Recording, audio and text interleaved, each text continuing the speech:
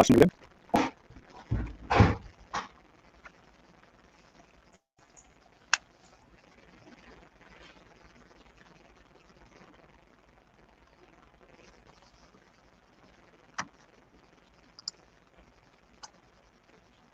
Awesome.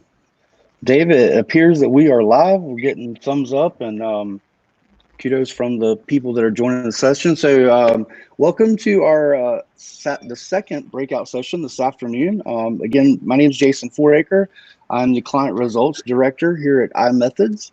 And I have the privilege to introduce, not that he needs much of an introduction, given that you all, most everyone knows Dave, but I'm excited to introduce Dave Hester. He is our QA testing and process automation manager. And the topic for this afternoon's discussion is going to be playing nicely with each other. And really, this is it's really talking about collaboration within the Eggplant environment. So I'm sure that Dave has some exciting antics prepared for us. So with that being said, Dave, take it away.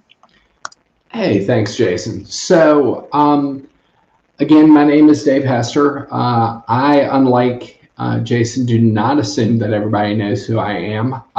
I am, like Jason said, the manager of QA and process improvement.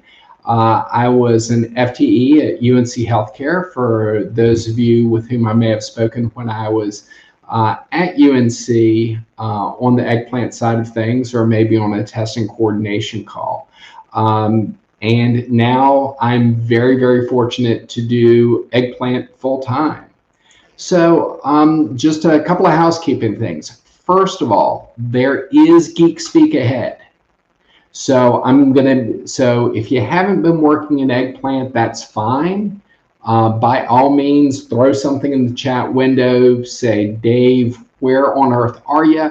But there is going to be some Geek Speak out there. So like my slide says, if you understand some basics like scoping your variables and understanding parameters and understanding what your suite is made out of, that'll help. But again, feel free to ask questions. And I'm not going to call anybody out, but I will tell you it's really, really hard for me to operate without an audience. So I am going to be using the polling feature. So our first poll of the day is around whether or not you are using repositories. So I'm going to go ahead and launch that.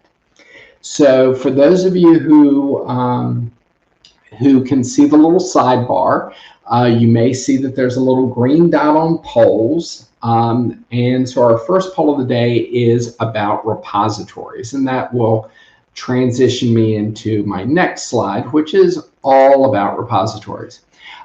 So when it comes to working in Eggplant, you really need to think, hey, these scripts that I'm writing, I don't want somebody to come back in and crush them inadvertently. So you really want to do what's known as source code management. Some people call it version control.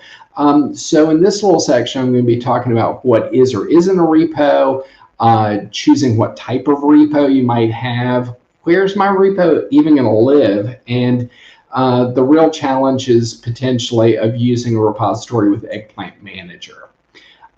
So what is a repository? Well, it's probably easier to say initially what isn't a repository. So that share drive you got out there, that's not a repo.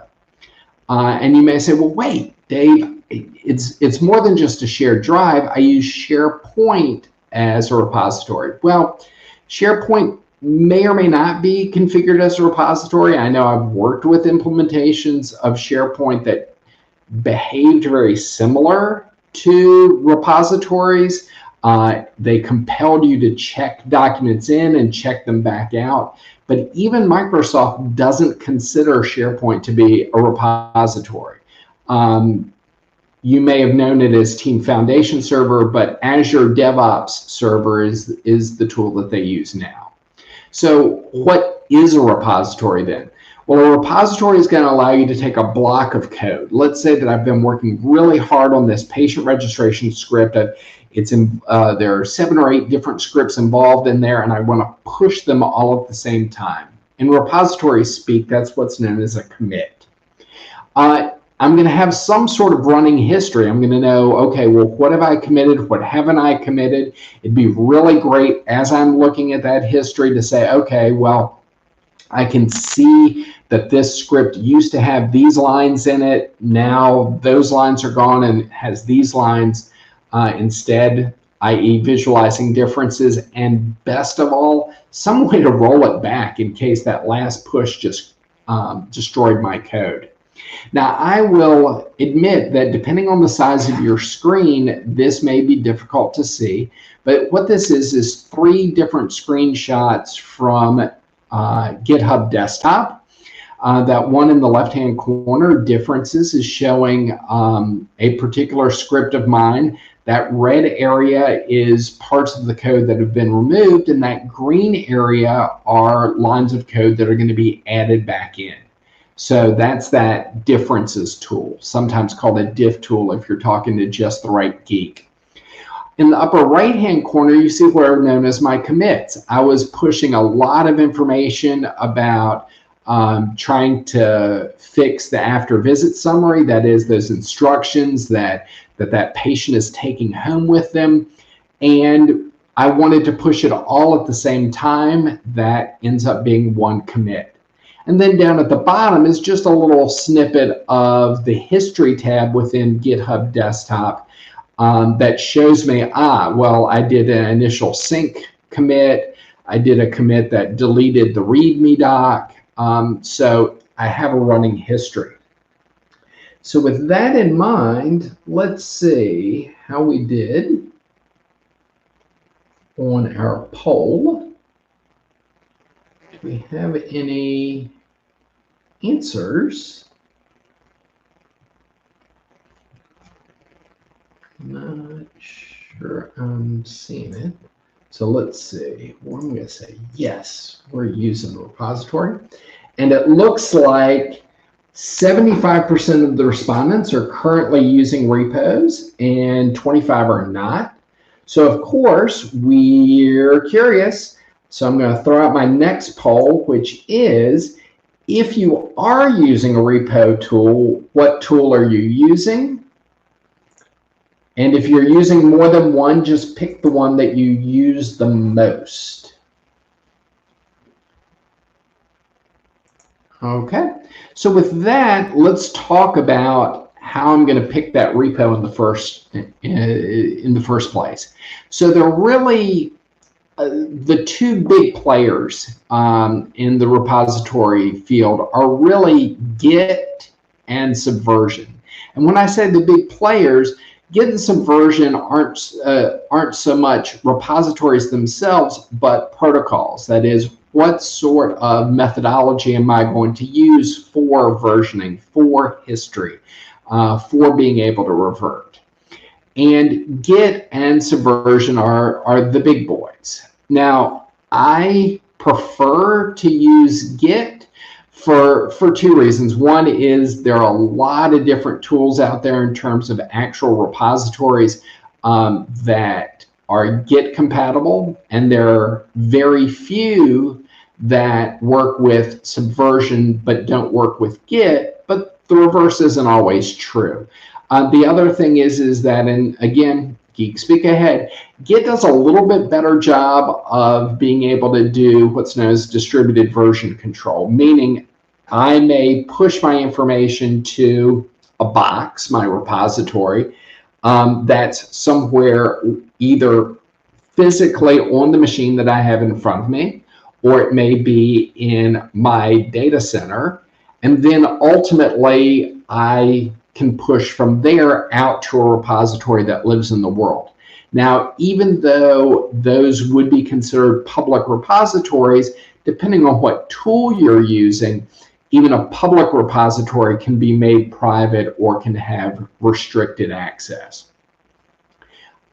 So then the next question is okay, so I'm not sure I'm going to be able to go to my boss, or more importantly, my boss's boss, and ask them to buy a license for a brand new repo tool. Well, it may turn out that you already have a repository tool that you're paying for. So for example, if you're a Jira user, you may already have a license for Bitbucket, which is Atlassian's Git repository tool.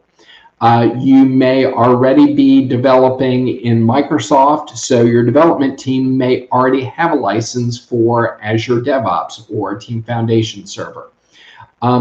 There are lots of different options out there. But then lastly, this is, after all, a discussion of Eggplant. So then the question is, if you're using Git or Subversion, then it's going to work with Eggplant, but is it going to work with any of your other software? And that can be really important.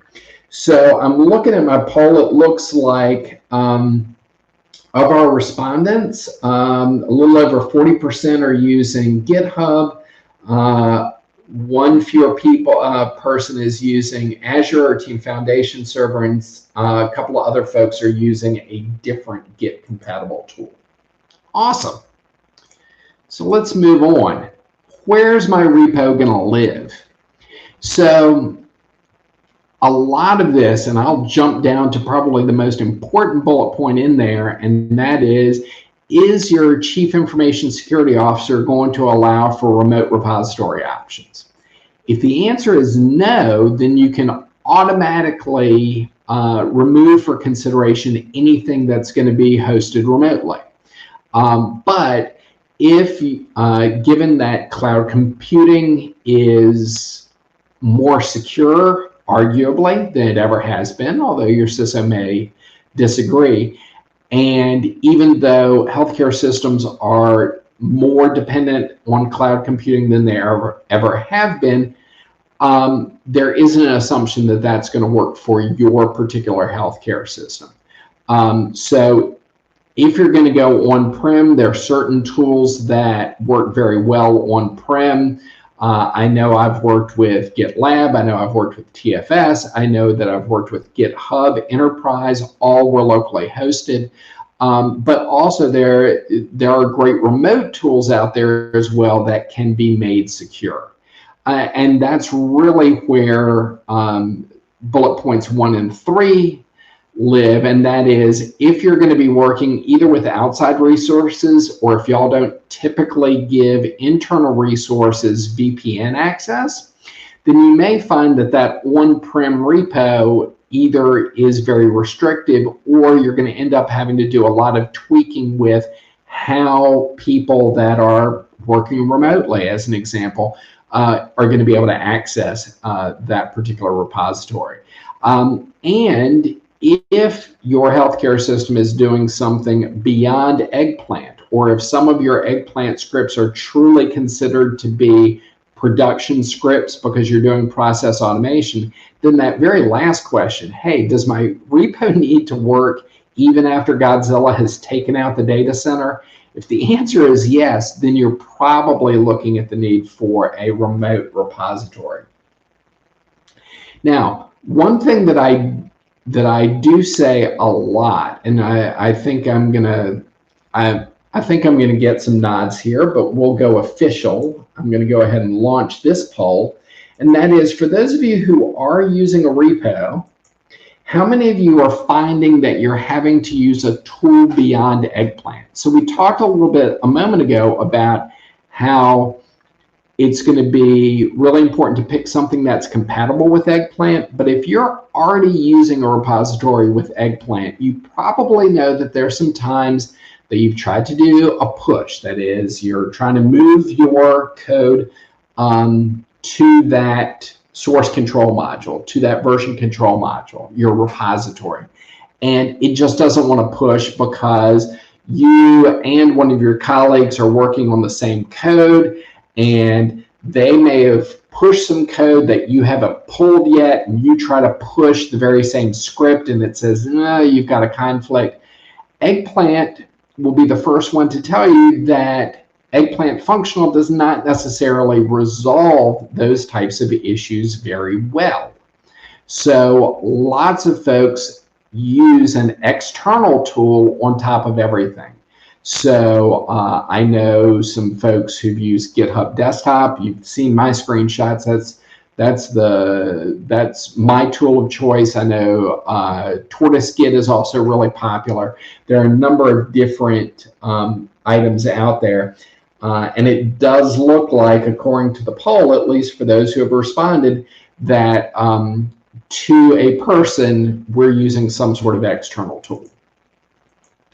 So repos with Eggplant Manager. So you may be using a repository with Eggplant Manager. And by the way, I'm going to back up for a moment.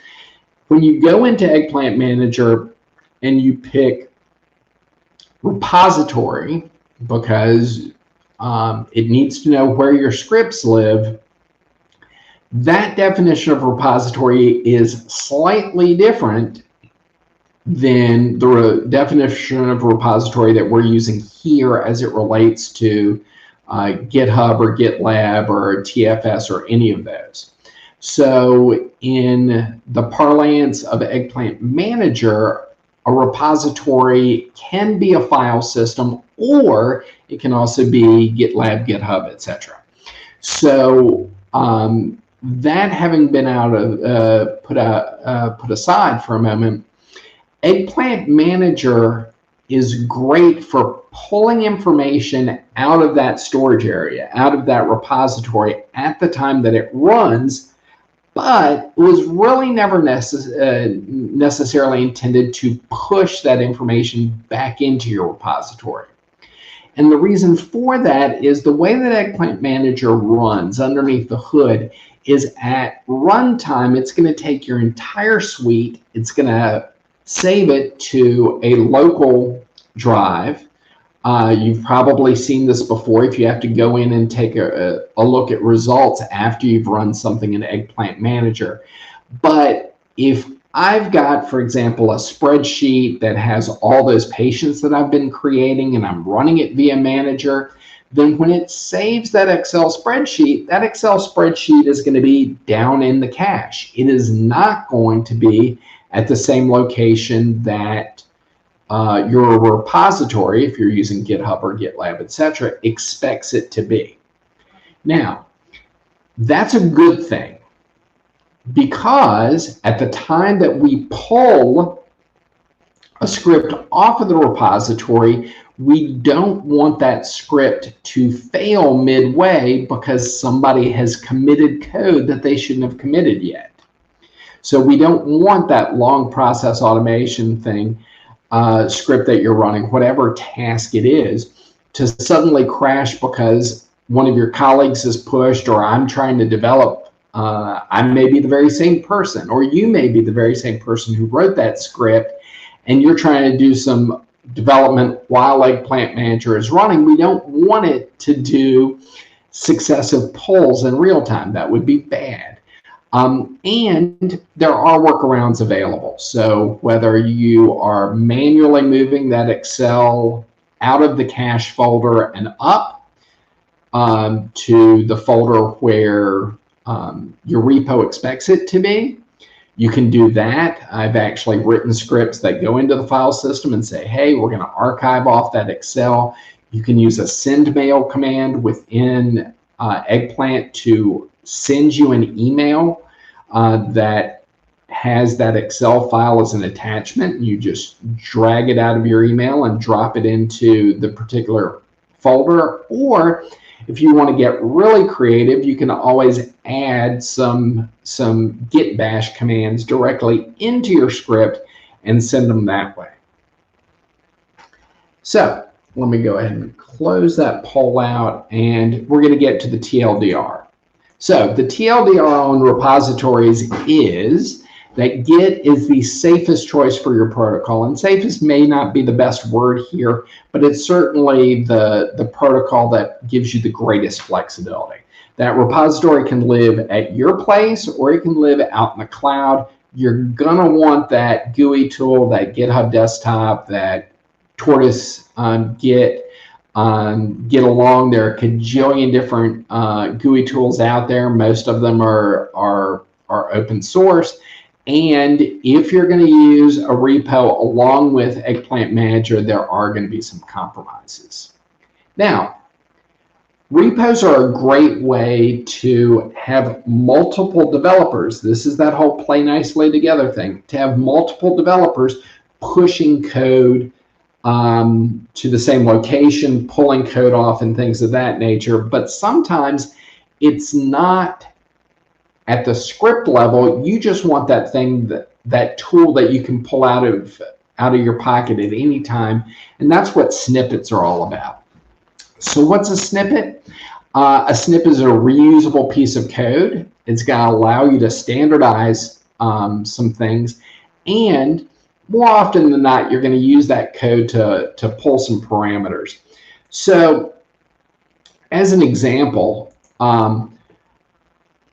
I use ScreenPart all the time, and it's really interesting. I saw John Cotton's presentation. He was showing a sped up version of his patient registration script. And for those of you who are very familiar with Eggplant, I could just see yellow rectangle after yellow rectangle, search rectangles being drawn all over the place. Bam, bam, bam, bam, bam. And I've got a particular block of code. It started just like the Eggplant version of ScreenPart. So if you're not using ScreenPart, by all means go out to the Eggplant documentation, take a good look at it, copy and paste it. But ScreenPart is all about looking at fractional portions of your screen, the top half, the bottom half, the left, the right, the horizontal, middle. Because to be perfectly honest, if you think about the standard EMR, let's say I'm looking for a patient's medical record number, it may appear 5 different places on the screen. The word allergies may appear 7 different places on the screen, but if I'm going to read out a list of allergies, the full list may be on the left-hand side, but a truncated list is on the right-hand side. So I have to make sure that I'm looking in one location and not another. That's what drawing screen rectangle or search rectangles is all about. That's what ScreenPart is all about. Well, when I take that ScreenPart code and I create a snippet from it, then all I have to do, because I add this all the time, is click on my little left arrow. It already has a parameter built for me. What portion are you looking for? Top half, bottom half, top left quadrant, bottom right quadrant. I type it in and we're good to go. Would it be awesome for that to be a pick list after I dropped it into the script window? It would be. So if you're in a position to suggest improvements, that would be really cool. There are some complications, I'm sure, but it would be really cool. And if I'm doing snippets as a suite snippet, which we'll talk about in just a moment, then it also writes that as a rich text file that sits in my suite folder, which is pretty cool because it means that if I need to go back and take a look at something, or all I need to do is change out my description, and I'm thinking, man, you know, I don't feel like firing up functional just to change out my descriptions, you can actually, as long as you're careful, edit it directly within that rich text file. Now, if you've been working with Eggplant for a while, you may already know that snippets can either exist at the user level or at the snippet level. Well, if you're doing this as suite snippets, and I put repo depot, same thinking, and that is that anything that's in your suite snippets is going to be stored within your suite itself. So if it's important that your snippets be synchronized among multiple users, it's going to be important to create as a suite snippet because it's going to be available to anybody that uses that suite. But if it's all about you, and remember, this whole presentation is called Plays Nicely with Others, but if for whatever reason it's all about you, then understand that user snippets are going to follow the user from one suite to another. So they'll always be available. And neither of those are exclusive. You can do user snippets and suite snippets simultaneously.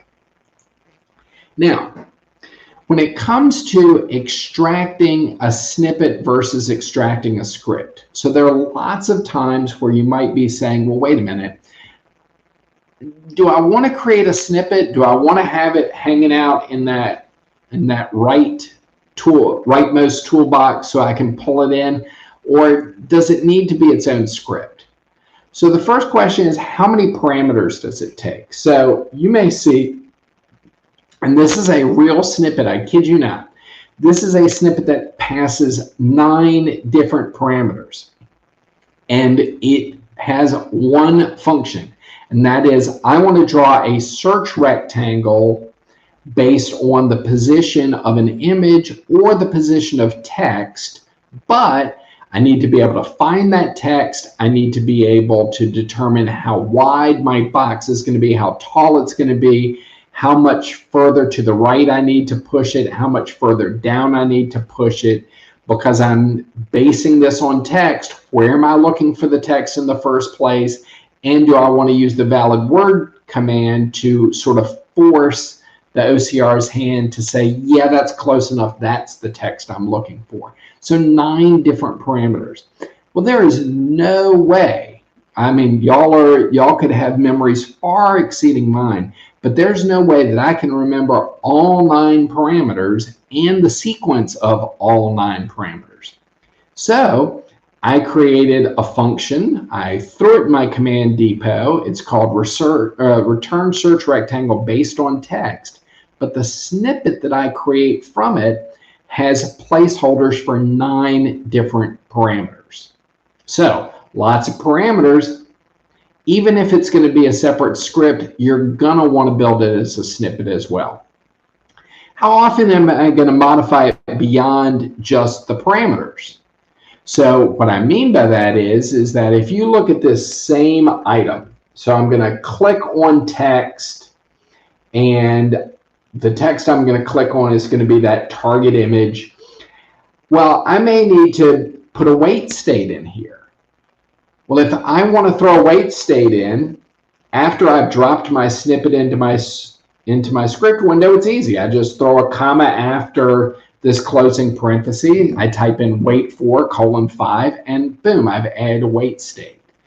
If I'm going to be modifying it beyond just passing a different value in, then it works better as a snippet. How many lines of code are involved? Short scripts can be really short. As you see over here, this is my increment counter script. This is what allows me to register 50 patients or 5,000, is just keep cycling through. It's a script, it only has 2 lines. But if I've got a series of actions I need to perform, and I'm talking about 100 lines of code, then that absolutely needs to be a script. You would not want to create a snippet that length. And am I going to call it from a larger master script? If I'm going to call it from a larger master script, it's going to need to be a script. So I might create a snippet that helps me use that script, but that code is going to need to sit within a script. So what's my TLDR?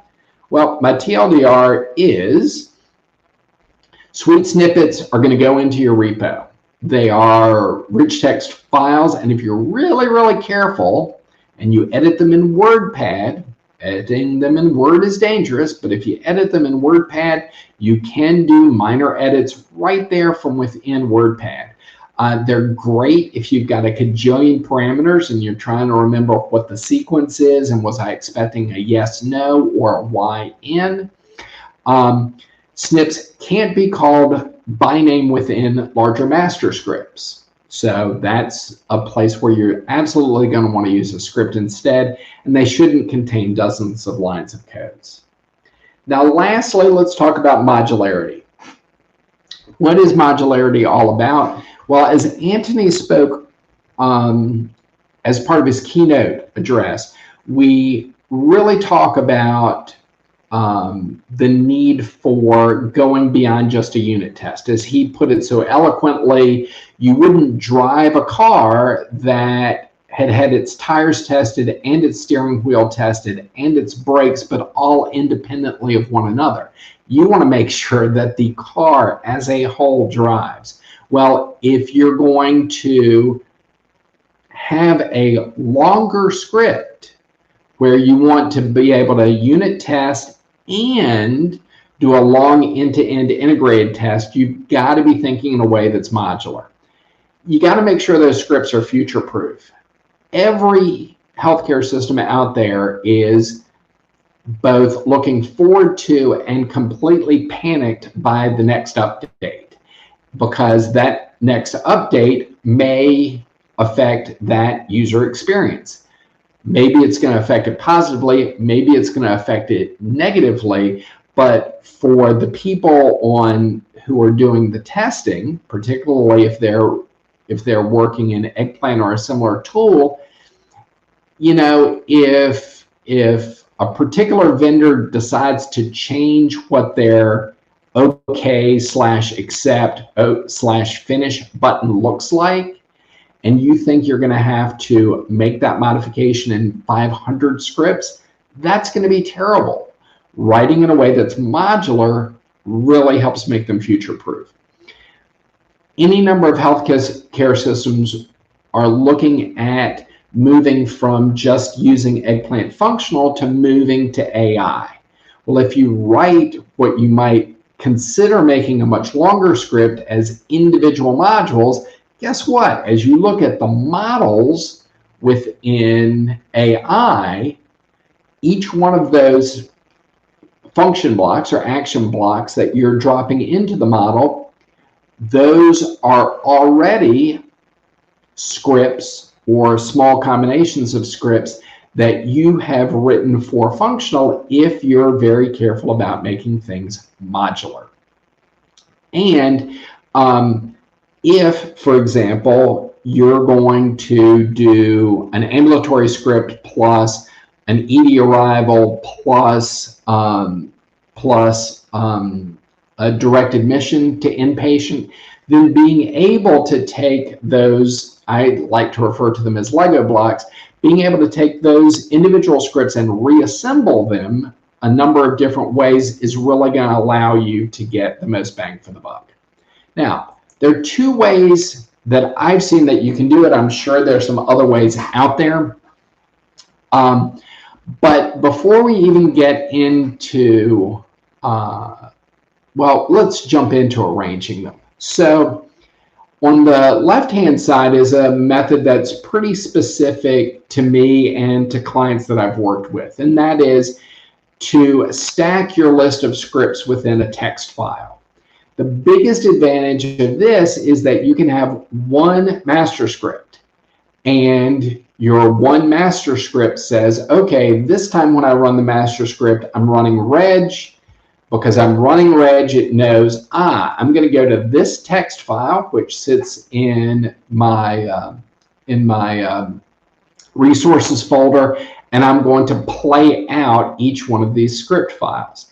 The very same script looks like this on the other side, and that is the very same scripts. Script governor, set zero state, set current patient, launch hyperspace. That's Epic for those of you who are not Epic people.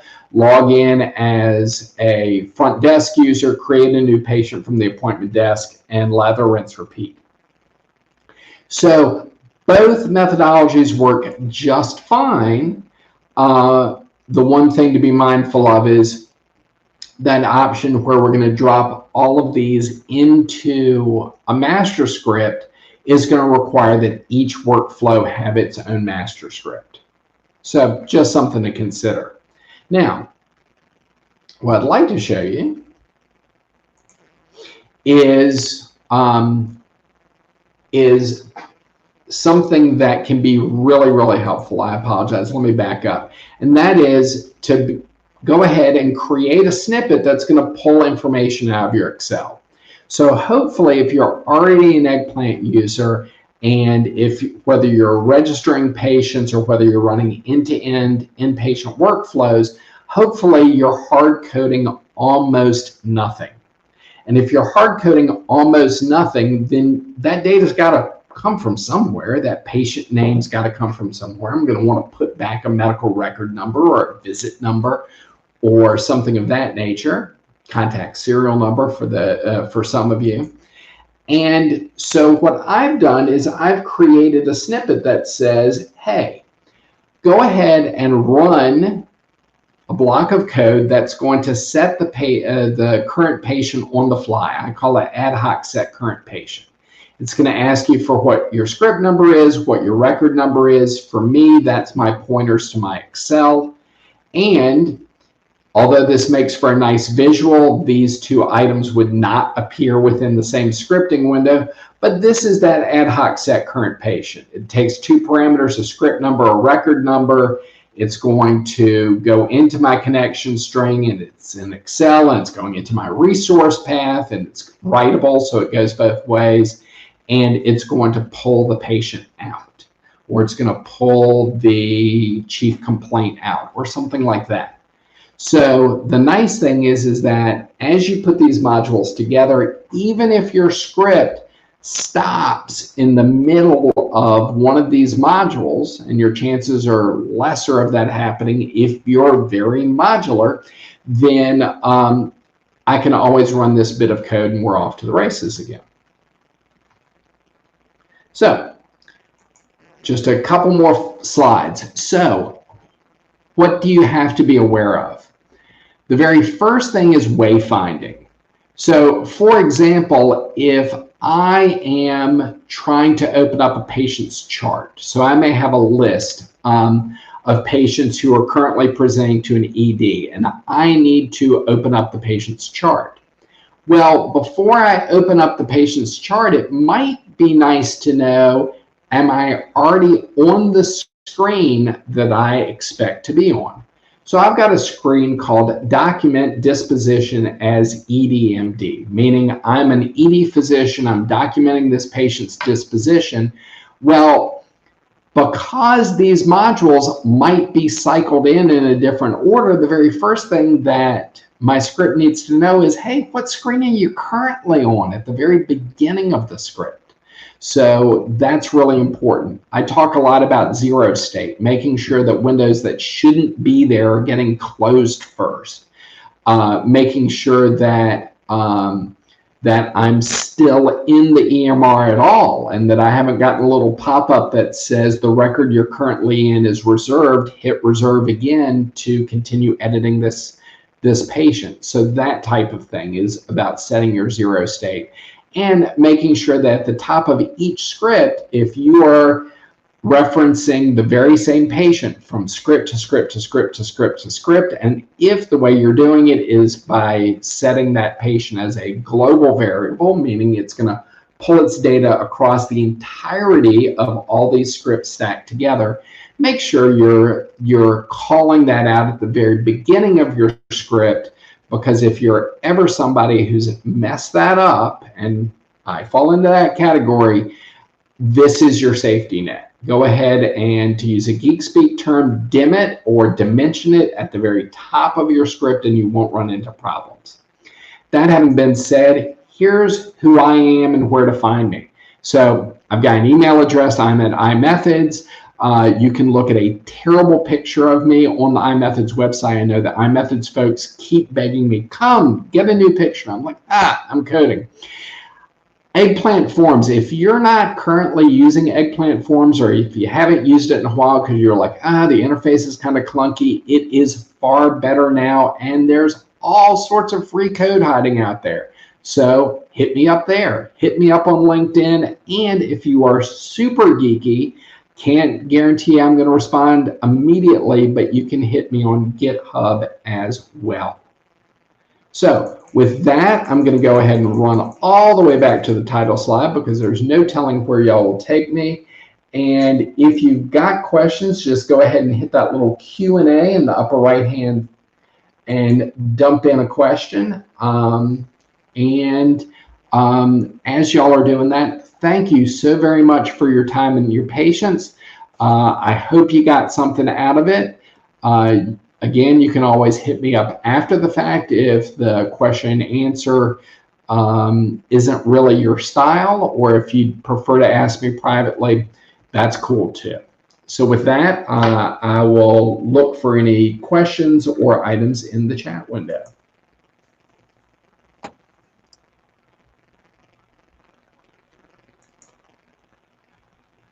And clearly I have stolen all of the oxygen out of the room, which I have a tendency to do. Those people who know and love me best know that I do have a tendency to do that, but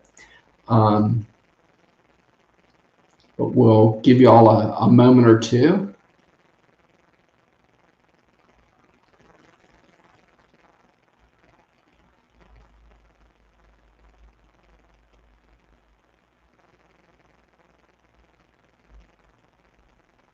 Okay, thank you. So I know people are still alive out there. That's awesome. Thank you. Thank you for your kind words, folks. And again, there are plenty of opportunities to collaborate. I will say that because Eggplant has, at least up until a couple of years ago, been historically in the healthcare vector, the Epic domain, that you Epic folks, y'all are missing out on some great contributions that are being made out there by folks who are using different EMRs.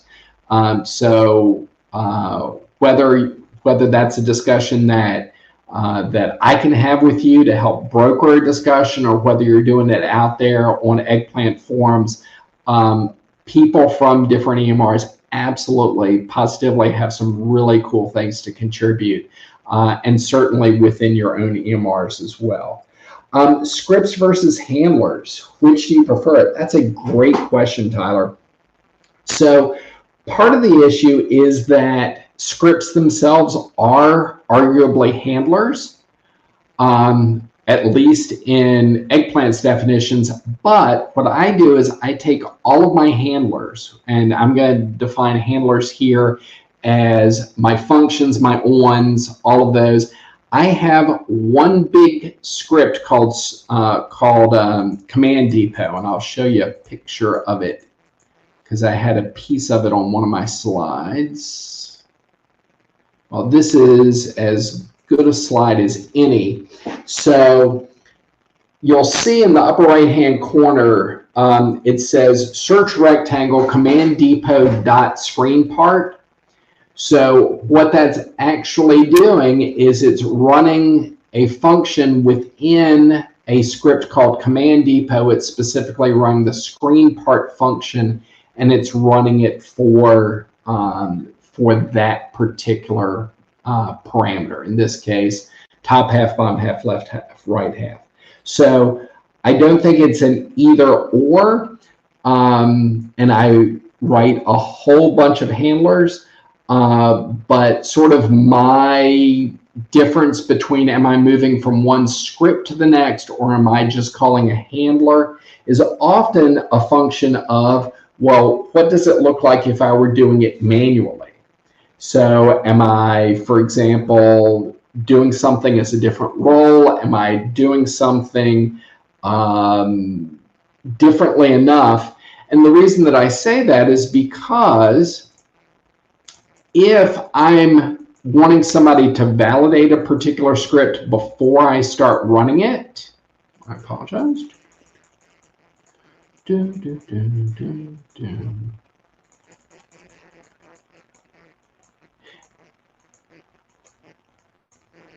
There we go. Then it's really easy if I'm dealing with separate scripts to be able to pass this stack to somebody, either as a text file or as a screenshot, and say, you know, is this the sequence that you expect this large workflow to work in? And if the answer is yes, that's a really great call for using scripts, because it's a whole lot more visual to those people who are trying to follow that. So that having been said, I've taken you right up till time. I thank you so much for being patient and for following along. I'll be in the breakout section, so you can always hit me up there. But with that, again, thank you very much. Thank you for attending the summit, and I hope you have a fabulous rest of the day and rest of the week as well.